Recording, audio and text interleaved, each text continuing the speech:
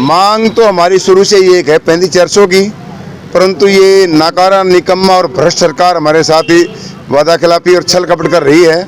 ये पूरा क्लैरिकल वर्ग पिछले लगभग 1 साल से धरने के माध्यम से, ज्ञापन के माध्यम से पुरजोर मांग उठाता रहा है और सरकार से हमने हर बार जो लिपिक वर्ग ने एक ही मांग रखी है कि मैं 3500 का हमारा जो ग्रेड पे वो दे दिया जाए, परंतु इस सरकार ने हमारे साथ अभी हाल ही में 21,700 का एक नोटिफिकेशन जारी करके छल किया है, बद्दा मजाक किया है। मैं आपको बताना चाहता हूँ, इस 21,700 को तो हमारी राज्य टीम बहुत पहले ही मुख्यमंत्री की मीटिंग में अस्वीकार कर चुकी है और तब मुख्यमंत्री ने ये हमें आश्वासन दिया था कि आपके लिए कमेटी गठित कर दी गई है और बहुत जल्द आपको एक अच्छा वेतनमान दिया जाएगा, नहीं तो हमें उस कमेटी की रिपोर्ट लागू करके अच्छा वेतनमान दिया गया। और जो ये 21,700 का एक छलावा हमारे साथ किया गया है, आज हमने उसकी प्रतियां जलाई हैं। किसी भी लिपिक वर्ग के कर्मचारी को 21,700 का वेतनमान स्वीकार नहीं है। जब सुभाष जी आपकी मीटिंग हुई थी मुख्यमंत्री के साथ, जब आश्वासन दिया गया था, तब 21,700 ही तो दिया गया था। 21,700 उन्होंने बोला था उस वक्त। कमेटी जब हमने 21,700 अस्वीकार कर दिया तो उस वक्त कमेटी का गठन किया गया था। अब उस कमेटी रिपोर्ट को लागू नहीं किया गया है। जो कमेटी बनाई गई थी सरकार द्वारा, उस रिपोर्ट को तो सरकार ने पढ़ा ही नहीं, केवल अपनी वही एक तानाशाह रूप में 21,700 का फरमान जारी कर दिया गया। काफ़ी समय लगा कि समय दिया गया था, उसके बाद भी काफ़ी समय लगा, आपने प्रदर्शन भी जारी रखा, उसके बाद अब ये प्रतिक्रिया जारी हुई। जब तक हमें हमारा हक नहीं मिलेगा, अधिकार नहीं मिलेगा, हमारा रोष प्रदर्शन जारी रहेगा। और ये रोष प्रदर्शन केवल 21,700 को लेकर या 35,400 को लेकर नहीं है, ये हमारे अधिकारों को लेकर है। क्योंकि हमारा जो कमेटी ने रिपोर्ट बनाई है, उस रिपोर्ट में भी कमेटी ने, जहाँ तक हमें विश्वास पूरा ये है कि भाई हमारी जो नेचर ऑफ वर्क है उसके बेस पे हमारा 35,400 ही बनता है। तो आज आपने प्रतियां जलाई, यहाँ के क्या कार्यक्रम रहने वाला है? हमने आज 21,700 की प्रतियां जलाई हैं, क्योंकि हमें 21,700 मंजूर नहीं है और ये इससे पूरे लिपिक वर्ग में रोष है। और बहुत जल्द ये लिपिक वर्ग एक बहुत बड़ा सम्मेलन, एक रैली करने जा रहा है, सरकार को अपनी ताकत फिर से दिखाने जा रहे हैं। क्या लगता है सरकार की क्या मंशा है, क्यों नहीं मान दिया? अगर सरकार हमारी मंशा इसी हट पर रही, नहीं मान रही है, तो भविष्य में कुर्सी से जाना ही पड़ेगा। कर्मचारी वर्ग बिल्कुल 100% सरकार के खिलाफ है, इनकी नीतियों के खिलाफ है। अगर ये हमारी मांग को नहीं मानते हैं तो कर्मचारी वर्ग केवल ये न माने कि 1-1.5 लाख है, उसके साथ कम से कम 4-5 का परिवार भी है और उस परिवार के साथ अपने संबंध भी हैं। ये सब मिलाकर के सरकार अच्छे से चेता ले, समझ ले कि भविष्य में उसको कुर्सी छोड़नी पड़ेगी यदि कर्मचारी की हकों की बात नहीं सुनी गई तो। क्या क्लर्क एसोसिएशन, क्लर्क सभी है, एक बार फिर से स्ट्राइक पर जा सकता है?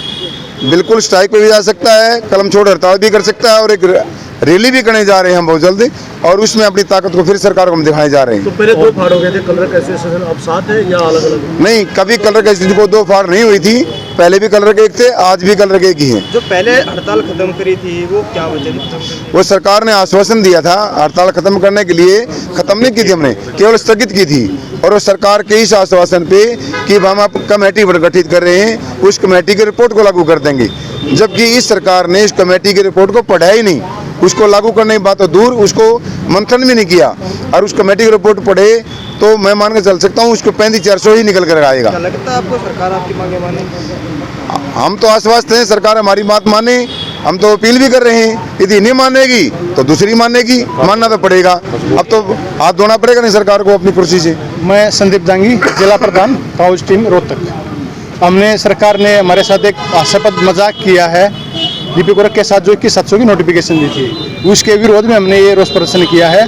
हमारी आज की तैयारी थी करनाल बहुत बड़ी रैली करने की इसके विरोध में, लेकिन सरकार ने किसान आंदोलन का बहाना लेकर उस रैली की परमिशन नहीं दी गई हमें। तो उसके लिए हमें प्रत्येक हेडक्वार्टर पर ये रोष प्रदर्शन किया है और आगे की हमारी रणनीति ये रहेगी कि हम भी आगे वोट फॉर 35,400 की मुहिम को आगे बढ़ाएंगे और इसके लिए हमें लगातार विपक्ष को ज्ञापन भी देंगे और जो भी राजनीतिक दल हमारा समर्थन करेगा हम उसको वोट फॉर वो करेंगे। प्रधान जी, बहुत से राजनीतिक विपक्षी दल हैं जो आपको समर्थन देने के लिए आए थे, कहाँ तक खड़े उतरे वो आपके साथ है?